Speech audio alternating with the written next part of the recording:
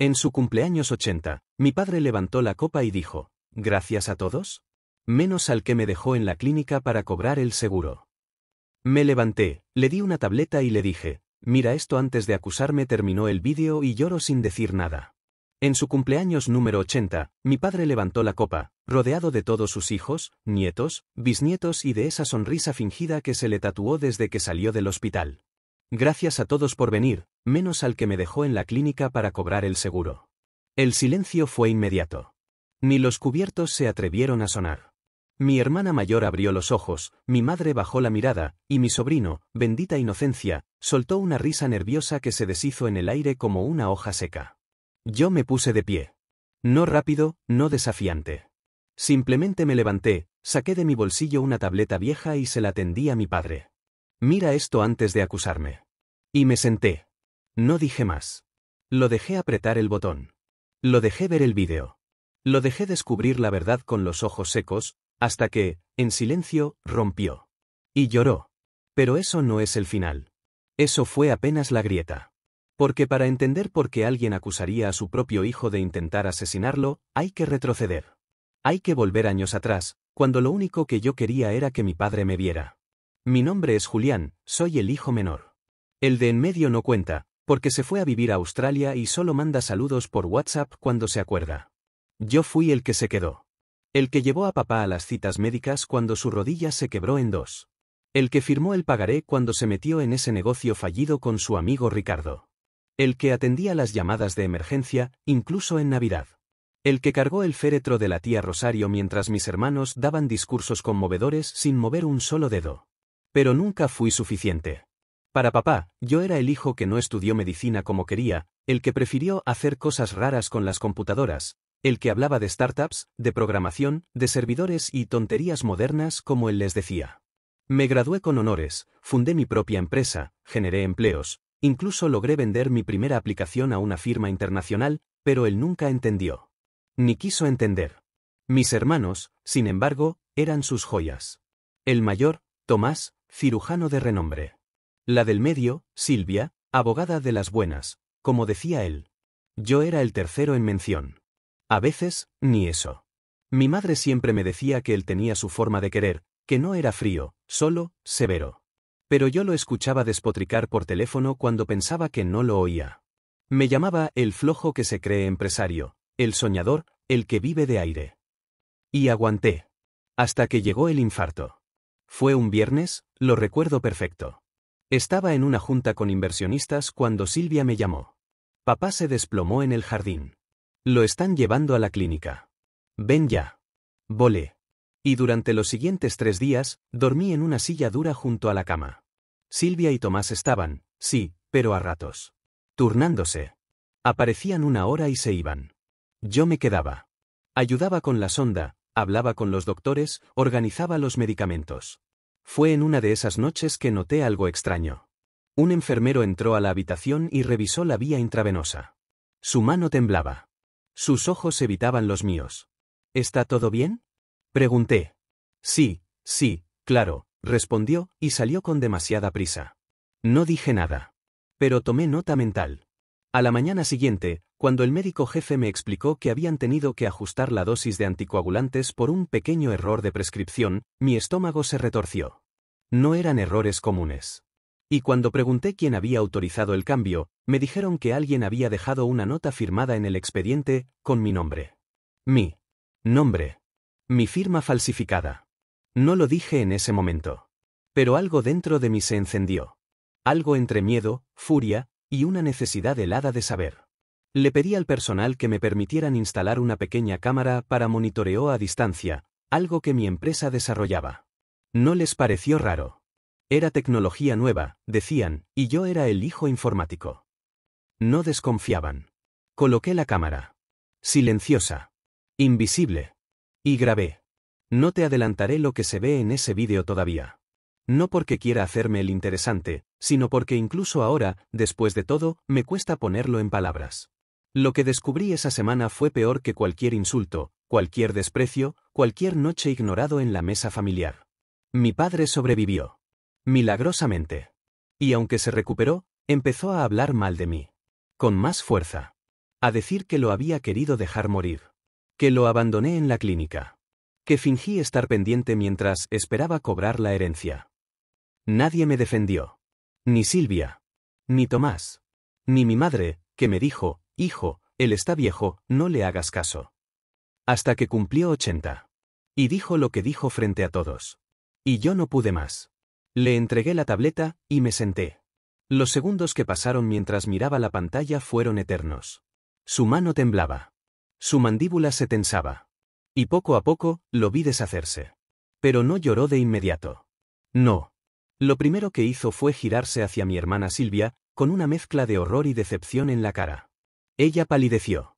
Bajó la mirada. Su copa tembló. Mi madre se llevó una mano a la boca. Tomás dijo no, apenas en un susurro. Y papá lloró. No como un anciano frágil. Lloró como un hombre que acaba de descubrir que toda su vida fue una mentira. Yo seguí sentado. Porque en ese momento, apenas comenzaba lo que de verdad iba a destruirlos. Mi padre dejó caer la copa. El cristal no estalló en 1000 pedazos como en las películas. Solo se inclinó en su mano, giró lentamente, y cayó al suelo con un golpe sordo que sonó mucho más fuerte de lo que debía. Nadie se atrevió a moverse. Nadie respiraba. El vídeo aún seguía corriendo en la tableta, pero él ya no lo miraba. Su mirada estaba fija en Silvia. Mi hermana. Su orgullo. La intocable. La perfecta. Ella no decía nada. Se llevó las manos al regazo, como si eso pudiera protegerla de la verdad que acababa de estallarle en la cara. Mi madre fue la primera en romper el silencio, apenas con un susurro. ¿Qué había en el vídeo? Pero mi padre no respondió. Ni una palabra. Se puso de pie. La silla se arrastró con un chirrido amargo contra el suelo. Su voz, cuando habló, fue áspera. Como si le raspase la garganta. No aquí. Y se marchó de la sala. Caminando lento. Arrastrando los pies. Como si de pronto los 80 años le hubieran caído encima de golpe. Todos lo siguieron menos yo. Yo me quedé mirando el vaso roto. Era curioso cómo una sola grieta podía destruir algo que parecía fuerte. Que había resistido décadas. Como nosotros. Como esta familia. Como todo lo que fingimos ser. No sé cuánto tiempo pasó. Tal vez minutos. Tal vez siglos. Cuando al fin me levanté, fui al baño, me lavé la cara y me miré en el espejo. Tenía el rostro de alguien que ya no necesitaba gritar para ser escuchado. De alguien que no iba a suplicar otra vez por amor familiar. Al salir, la casa parecía un lugar distinto. Todos los invitados estaban tensos, muchos se habían ido sin despedirse. Mi primo Gabriel me dio una palmada en la espalda y susurró. Yo siempre supe que algo no cuadraba. Y se fue. Subí las escaleras. Sabía dónde estaría mi padre. Su despacho siempre fue su templo. Donde guardaba recortes de sus logros, diplomas de sus hijos, sus medallas de juventud. Toqué la puerta. Nadie respondió, pero entré igual. Él estaba allí. Sentado frente al escritorio. La tableta encendida frente a él. Con la imagen congelada en el segundo exacto en que Silvia entra a la habitación del hospital y le entrega algo al enfermero. Un sobre. ¿Sabes qué es esto? Me preguntó, sin mirarme. Todavía no, respondí con frialdad. Pero sé lo que vi después. Él asintió. Yo, no lo quería creer. No podía. Silencio. Podía ver la lucha en sus ojos. El conflicto entre lo que había creído toda la vida y lo que ahora tenía frente a él. Quiso aferrarse a la idea de que tal vez era una manipulación. Un montaje. Pero sabía que no. Porque él la conocía. Conocía a Silvia mejor que a nadie. Había sido su favorita desde que tenía memoria. La que lo acompañaba a reuniones, la que sabía sus contraseñas, la que firmaba documentos por él. ¿Desde cuándo lo sabías? Me preguntó de pronto. Respiré hondo. Desde que vi al enfermero falsificando mi firma. Desde que instalé esa cámara. Asintió otra vez. Con un suspiro que pesaba más que todo el aire de la casa. ¿Y por qué no dijiste nada? Esa pregunta me hirió más de lo que debería. Me hizo apretar los dientes, cerrar los puños, porque era tan estúpidamente absurda y tan brutalmente cierta. Porque nunca me hubieras creído, papá. Y era verdad. Podía haber mostrado 1000 pruebas, podía haber traído testigos, podía haber puesto a Silvia a confesar frente a él, y aún así habría dudado de mí. Porque para él, yo siempre fui el menos confiable. El que necesitaba probarse. El que exageraba. El que no sabía lo que decía. Se quedó en silencio. No me pidió perdón. No ese día. Pero su silencio fue lo más cercano que estuvo a hacerlo. Los días siguientes fueron un desfile de susurros, miradas incómodas y llamadas que no contesté. Silvia no volvió a casa. Se refugió en su departamento. Tomás me mandó un mensaje largo, lleno de excusas, diciendo que no tenía idea, que seguro ella estaba confundida, que todo se podía hablar. Mi madre me pidió que lo dejara pasar. Tu hermana estaba bajo mucha presión, dijo, como si eso justificara un intento de homicidio. Porque sí, eso fue. Intentar alterar la dosis de un anticoagulante en un paciente cardíaco es un intento de asesinato. No se necesitaba ser médico para saberlo. Ella lo planeó. Y usó mi nombre. Porque sabía que papá ya dudaba de mí. Porque sabía que si las cosas salían mal, él no se lo cuestionaría. Porque había crecido sintiéndose intocable, protegida, adorada. Pero algo falló. Papá resistió. Yo noté los movimientos. Grabé. Callé. Y cuando llegó el momento, solté la verdad. Y fue entonces cuando descubrí que mi padre, por primera vez en su vida, comenzó a ver. A ver a la familia real, no a la que él había inventado. A ver a su hija favorita como lo que era. Y a verme a mí como alguien más que el técnico de computadoras. Una tarde, cuando el clima parecía conspirar a favor del drama, nubes, lluvia suave, viento frío, me llamó. ¿Puedes venir? Estoy solo. Fui. Había encendido la chimenea. Tenía whisky en 2 vasos. No vamos a fingir que esto no pasó, me dijo. Y tampoco puedo volver atrás. Pero necesito que me digas algo, Julián, ¿por qué ella? Me costó responder. Pero lo hice. Porque te iba a heredar todo, papá. Tenías un seguro de vida. Un testamento claro. Estabas tramitando la venta de la propiedad familiar. Iba a quedar todo a nombre de Silvia. Siempre dijiste que era la única con cabeza para los papeles. Me miró con una mezcla de tristeza y asombro. ¿Y tú cómo supiste eso? Sonreí, sin alegría. Porque un día olvidaste cerrar sesión en tu correo. En ese momento, supe que él entendía. Había entregado su confianza a alguien que no la merecía, y había desconfiado de quien si la cuidaba en silencio. Todavía faltaban cosas por saberse. Secretos más profundos. Silencios peligrosos. Pero esa noche, entre el crujir del fuego y el peso de las decisiones mal tomadas, supe que algo había cambiado. Yo ya no era el hijo invisible. Y ellos ya no podían ocultar lo que eran. La noticia se filtró. No sé si fue mi padre, alguien del personal doméstico o algún invitado que escuchó más de la cuenta. Pero en menos de una semana, las llamadas empezaron a caer como piedras desde el cielo. Periodistas. Antiguos socios. Familiares lejanos. Todos querían saber qué estaba pasando con don Rogelio. Y lo peor, la historia ya tenía versiones. Que había sido un intento de suicidio. Que Silvia lo había internado por un brote psicótico. Que yo había falsificado documentos para internarlo por dinero.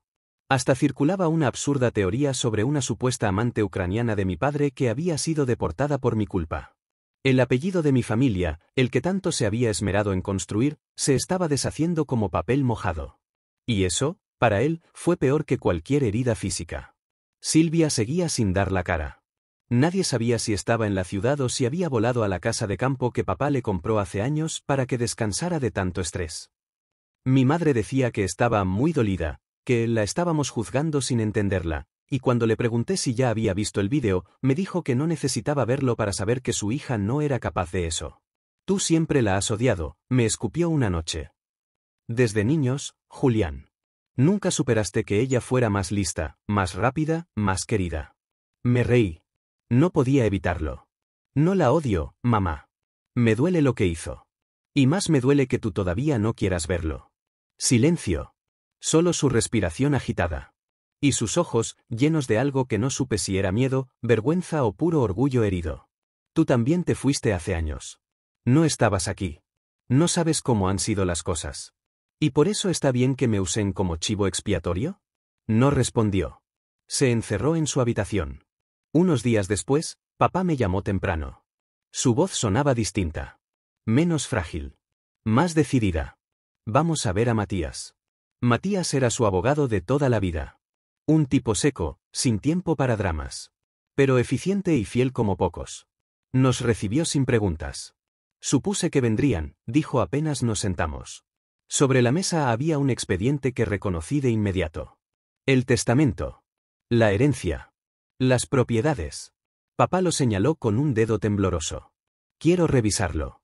Todo. Y hacer algunos cambios. Matías asintió. ¿Estás seguro? Más que nunca. Fue la primera vez que escuché de su propia boca que había decidido desheredar a Silvia. Pero no fue lo más impactante de esa reunión. Matías, con su calma habitual, sacó otro sobre. Mucho más delgado. Sellado. Y lo puso frente a nosotros.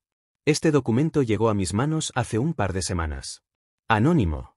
Pero, interesante. Lo abrimos. Eran fotocopias de una conversación de WhatsApp impresa. Fechada 2 meses atrás. Silvia y Tomás. Mi cuñado. La conversación no era sexual. Era algo peor. Papá está más débil. Si le ajustamos la dosis ahora, no lo notará. ¿Y si reacciona? ¿Y Julián? Julián no cuenta. Siempre ha sido una sombra. Nadie lo escucha. No pude respirar por unos segundos. Silvia no solo había intentado algo imperdonable. Lo había planeado con mi cuñado. Con quien compartí cenas, vacaciones, partidos de fútbol. A quien abracé como hermano. Y que ahora aparecía en esas conversaciones hablando de mi padre como si fuera un trámite más. Papá no dijo nada. Solo miraba las hojas como si no creyera que eso pudiera estar impreso. Matías, como siempre, fue directo. Podemos llevar esto a la policía. Pero hay otra opción. ¿Cuál? Pregunté. Dejar que se hundan solos. Grabar otra conversación. Provocar un error. Y que el escándalo se los trague antes de que ustedes pongan una sola denuncia. Mi padre alzó la mirada. ¿Eso es legal? Matías sonrió con ironía. No es ilegal si lo hacen ellos solos. Aceptamos. Y el juego comenzó. Le escribí a Silvia, después de semanas de silencio. Usé un tono suave. De hermano preocupado. Le dije que estaba dispuesto a olvidar todo, que papá estaba enfermo, que quizá malinterpretamos cosas. Ella calló. Aceptó verse conmigo en una cafetería discreta. Llegó nerviosa. Ojerosa. Pero aún con esa postura altiva de siempre. Te juro que yo no quise hacerle daño a papá, dijo apenas nos sentamos. Pero lo hiciste. Bajó la mirada. Fue un error. Tomás me presionó. Me dijo que necesitábamos ese dinero. Que no aguantaríamos otro año cubriendo deudas. No sabías, pero, el restaurante está en quiebra. Eso era nuevo. El restaurante que papá les financió y del que se jactaban tanto, estaba al borde del colapso. ¿Y esa fue tu solución? ¿Quitarle años de vida a nuestro padre? Ella tragó saliva. Las manos le temblaban. Solo iba a ser una vez. Justo cuando se le subió la presión. Le dimos menos dosis. Yo no pensé ¿que resistiría? Silencio. Lo grabé todo. Al día siguiente, papá lo vio. De principio a fin. No dijo una palabra. Solo respiró hondo, se levantó, y por primera vez en semanas, lo vi erguido. Fuerte. Con la mirada de quien ha decidido poner fin a una guerra que lleva años postergando. Quiero que lo muestres, me dijo. En casa. Delante de todos. ¿Estás seguro? Tú esperaste lo suficiente. Es hora de que lo vean. Así empezó el plan para la última cena. La cena que cambiaría todo. La cena donde se revelaría el verdadero contenido del vídeo. No la versión editada. No un fragmento. No el momento en que Silvia entrega el sobre. Sino la historia completa. Lo que pasó antes. Lo que ella le dijo al enfermero. Lo que ocurrió cuando pensaban que nadie los veía. Y lo que dijeron, sobre mí. Sobre mi lugar en la familia. Sobre cómo habían vivido durante años burlándose de mí. Pero eso merecía su propio escenario. Y una caída en público. Como ellos lo planearon para mí. La cena fue idea de papá. Quiso llamarla una noche de agradecimientos, como si pudiera disfrazar la tormenta que se avecinaba bajo una capa de nostalgia familiar. Invitamos a todos. Familiares cercanos, algunos amigos de la infancia, viejos conocidos que sabíamos que aún se sorprendían con cualquier chispa de escándalo. Queríamos testigos. No para humillar. No exactamente. Queríamos verdad. Y que la verdad se viera, se oyera, se sintiera. Silvia aceptó venir. Incluso llegó temprano. Se vistió con elegancia, como si quisiera representar el papel de hija modelo una vez más. Me dio un beso en la mejilla, forzado, y me dijo con tono de conspiración: ¿Papá ya está más calmado? Asentí sin responder. Ella no lo sabía, pero papá ya no solo estaba calmado, estaba listo para la guerra. Mi madre no dejaba de moverse, revisando copas, platos, flores. Evitaba mirar a papá directamente. Como si algo dentro de ella supiera lo que iba a pasar, pero aún se resistiera a aceptarlo. Tomás llegó con su sonrisa nerviosa, ese brillo resbaloso en los ojos que ya me resultaba nauseabundo. Se acercó a mi padre y fingió un abrazo. ¡Qué alegría verlo de pie, don Rogelio! Papá no respondió. Solo le devolvió una palmada breve, seca, como si acariciara a un desconocido por compromiso. La cena empezó. Al principio, todo fue normal. Comida caliente, risas incómodas, brindis con palabras vacías. La tensión era un hilo invisible que recorría la mesa, un silencio debajo del murmullo. Nadie lo decía, pero todos lo sentían. Hasta que papá se levantó. Levantó su copa. Y habló. Gracias a todos por estar aquí, dijo con voz firme, sin temblor alguno. Esta noche es importante para mí. Para nosotros. Cumplo 80 años, y no pensé que llegaría a decir esto con tanta claridad. Algunos sonrieron, aliviados. Pensaron que se trataba de un discurso sentimental. Un cierre digno. Gracias a todos, repitió. Menos al que me dejó en la clínica para cobrar el seguro. La frase cayó como un disparo. El aire se rompió. Silvia lo miró con los ojos bien abiertos, como si hubiera recibido una bofetada sin previo aviso. Tomás palideció. Yo me levanté sin decir nada, saqué la tableta que tenía cargada y la conecté a la pantalla del salón. No habíamos advertido a nadie. No queríamos advertencias. El vídeo comenzó. Primero, una imagen de la clínica. Fechada. Papá, inconsciente, dormido. Luego, la conversación grabada en la cafetería. Silvia, diciendo que había sido solo una vez. Que Tomás la presionó. Que no iba a pasar nada. Tomás se removía en su silla. Sus manos sudaban. Quiso interrumpir, pero papá levantó la mano. Silencio. Implacable. El vídeo siguió. Y entonces, apareció la parte más cruda. La cámara oculta que uno de los enfermeros, al que también sobornaron, había instalado. Silvia, entregándole un sobre. El dinero. Y sus palabras exactas. Solo disminuye un poco la dosis de presión. No lo mates. Solo, debilítalo. El enfermero, nervioso, dudando. Y Silvia, tajante. Él ya no está para tomar decisiones. Ni siquiera recuerda si firmó o no. Solo necesitamos una excusa médica y que Julián no interfiera. Silencio en la sala. No había más ruido que el del vídeo y alguna copa temblando. El vídeo cambió a una grabación de WhatsApp proyectada en pantalla, los mensajes impresos que Matías nos entregó. Silvia y Tomás planeándolo todo. Y luego, finalmente, la parte más personal. Silvia, en una llamada grabada, diciendo: Papá siempre fue más blando con Julián porque le daba lástima. Pero yo soy quien ha estado aquí. Yo soy la hija legítima. Él no es más que un error de mi madre con otro hombre, y tú lo sabes. Mi madre, sentada en el extremo de la mesa, se llevó una mano a la boca. Silvia intentó pararse. Esto es ilegal. Están editando todo. Eso no pasó así. Pero nadie se movió. Porque ya no había excusas. Papá se sentó de nuevo, despacio. Como si cada hueso volviera a encajar. Yo no soy perfecto, dijo. He cometido errores, lo admito. Pero a los 80 años, si hay algo que no estoy dispuesto a tolerar más, es la mentira de quienes dicen amarte mientras esperan que caigas para heredar tus ruinas. Tomás se levantó. Esto no puede usarse en nuestra contra. Yo no firmé nada. Esto es una trampa. Matías, que había estado sentado en silencio hasta ese momento, alzó la voz por primera vez. No es una trampa, señor Tomás. Es evidencia. Y ya ha sido enviada a las autoridades. El resto de la familia solo está viendo lo que usted y su esposa planearon con tanto detalle. Silvia, con la cara blanca como un fantasma, volvió a sentarse. No dijo nada. No lloró. Solo bajó la cabeza. Por primera vez en mi vida, no la vi con altivez. Ni siquiera con rabia. Solo, derrotada.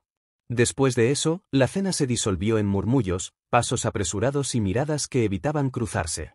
Mi madre no se acercó. No me dijo nada. Solo tomó su abrigo y salió sin despedirse. Esa noche no volvió a casa. Papá me puso una mano en el hombro cuando los últimos invitados se habían ido. Tardé demasiado en ver las cosas, hijo. Perdóname. No tienes que pedirme perdón, papá. Él asintió, pero su rostro era el de un hombre que cargaba décadas de silencios y decisiones mal tomadas. Ahora quiero arreglar lo que queda. Y así, comenzamos a limpiar los restos del naufragio. El día después de la cena fue como despertar tras un incendio. Todo estaba en pie, pero nada era igual. Papá me pidió que lo acompañara a la notaría. Tenía una decisión que tomar y quería hacerlo sin más postergaciones. Me entregó una carpeta con papeles que había preparado en silencio, semanas antes de aquella noche. Era el Nuevo Testamento. El definitivo. Todo lo que tengo será tuyo, Julián. No solo por lo que has hecho por mí, sino porque eres el único que no me vio como un medio para un fin. Yo no sabía qué decir. Por años, soñé con que él me mirara como lo hacía en ese momento, con orgullo, con paz. Pero no imaginé que dolería tanto. ¿Y mamá? Pregunté con voz tensa. ¿Y Silvia? Tu madre no ha vuelto desde esa noche. No me contesta. No me debe explicaciones, pero yo tampoco las necesito ya. Y Silvia, bueno, Silvia no volverá a entrar a mi casa. Ni a esta ni a ninguna. Los procesos legales iniciaron ese mismo mes. La fiscalía abrió una investigación por tentativa de homicidio y fraude. Tomás fue detenido primero. No opuso resistencia, pero su abogado se aferró a tecnicismos, buscando invalidar las grabaciones. No lo logró. Silvia presentó una denuncia contra nosotros por difamación, que fue desestimada en menos de una semana. Cuando la citaron a declarar por las pruebas presentadas en la cena, se desmoronó. Admitió que no sabía lo que hacía, que fue un impulso, que Tomás la manipuló. Pero los mensajes hablaban por sí solos. Nadie la obligó a planear. Nadie le exigió que mintiera. Nadie más que su ambición. Fue condenada a arresto domiciliario. Las propiedades que tenía en copropiedad con Tomás fueron embargadas. El nombre de nuestra familia, que ella tanto usó como bandera de prestigio, fue el peso que terminó por hundirla. Y mi madre, ella fue la última en hablarme. Una tarde, semanas después, apareció en la puerta de mi casa. Lucía más delgada, más pálida. Llevaba un abrigo gris que no usaba desde que éramos niños. Lo reconocí por el olor a tabaco suave y lavanda antigua. Necesito hablar contigo, Julián. No dije nada. Me hice a un lado. La dejé entrar. Caminó con lentitud, mirando los marcos de fotos, los muebles, todo como si le resultara ajeno. Como si buscara un reflejo que ya no existía. Nos sentamos. No voy a justificar lo que pasó, dijo, con la voz baja. Yo permití muchas cosas. Cerré los ojos, muchas veces. Fingí no ver lo que Silvia hacía porque necesitaba creer que ella era lo que yo no fui. La miré, sin interrumpirla. Ella tenía lágrimas contenidas, pero no rompía. Tú eras el hijo de otro. Eso no lo elegiste. Pero yo tampoco. Y aunque nunca te rechacé, tampoco te abracé como debía. Lo sé, respondí. No con rencor. Solo con la certeza de una vida entera. Tu padre fue mi error más grande, pero tú no lo fuiste. Te fallé. Y aunque ahora no sirva de nada, quiero que sepas que, si pudiera rehacer las cosas, te elegiría. A ti. Como hijo. Desde el primer día. No lloré. No gritamos. No hubo escena. Solo un silencio que nos sostuvo. Como si el amor, por fin, se hubiera abierto camino a través de tanto daño. No volvió a vivir con papá. Pero empezó a visitarlo. Despacio. Sin exigir. Sin invadir. Papá la recibió, pero no con la ilusión de antes. Con el respeto de alguien que ya no espera, pero puede perdonar. A los 6 meses, las cosas empezaron a estabilizarse. Yo ya era oficialmente administrador de los bienes de papá. Él me cedió también el manejo de una fundación que había olvidado, una pequeña organización que ayudaba a jóvenes sin hogar a continuar sus estudios. Algo que había creado en secreto, tal vez como redención por lo que no supo hacer conmigo en su momento. La reconstruí. Le puse su nombre. Y la hice crecer. Una tarde, al salir de una de las reuniones con los nuevos voluntarios, me detuve frente al viejo álbum de fotos que papá había dejado sobre la mesa. Lo abrí. Ahí estaba yo. De niño. Abrazado a él. Sonriendo. A pesar de todo. Y en la última página, un papel escrito con su puño y letra. La familia no se construye con sangre. Se construye con verdad. Gracias por enseñarme eso, hijo. Silvia no me volvió a llamar. Ni siquiera para insultarme. Supe por un primo que se había mudado a un pequeño departamento fuera de la ciudad. Que trabajaba vendiendo seguros por teléfono. Ironías del destino. Tomás, en cambio, intentó negociar desde prisión. Me envió una carta pidiéndome ayuda. Decía que había sido un mal socio, pero que podía rehacerse. La rompí sin abrirla. Hay cosas que no merecen segunda lectura. A veces me preguntan si gané. Si todo esto valió la pena. Si fue venganza o justicia. No sé si gané. Pero encontré la verdad. Vi las caras ocultas de quienes decían amarme. Y aún así, salí entero. No porque no me doliera. Sino porque decidí no romperme por quienes nunca supieron cuidarme. Hoy, cuando papá me toma del brazo para caminar por el jardín, y me dice que se siente orgulloso, no pienso en Silvia ni en Tomás. Pienso en mí. En el niño que fui. En el adulto que construí. Y en que, a veces, para sobrevivir a una familia, uno tiene que hacerse su propia casa. Con verdad. Con límites. Con memoria. Y cerrar la puerta a quien nunca supo entrar sin destruir.